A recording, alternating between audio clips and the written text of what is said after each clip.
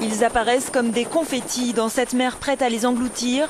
Ces hommes, échoués à plus de 100 km des côtes siciliennes de Lampedusa, sont les survivants du naufrage survenu vendredi après-midi en Méditerranée. Ils sont pour la plupart de nationalité syrienne et palestinienne. À bord de leur embarcation, entre 300 et 400 personnes tentaient l'aventure, selon l'agence de l'ONU pour les réfugiés.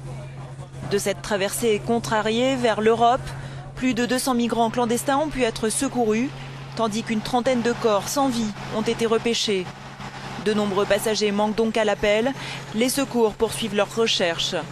Ce nouveau drame de l'immigration intervient 8 jours après la mort, près de Lampedusa, de 359 personnes fuyant la Corne de l'Afrique.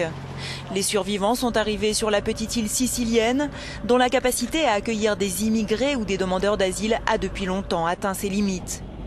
Le Premier ministre maltais, Joseph Muscat, a évoqué le cimetière méditerranéen. Son homologue italien, Enrico Letta, a suggéré la mise à l'ordre du jour de la question de l'immigration clandestine à l'occasion de la prochaine réunion du Conseil européen les 24 et 25 octobre.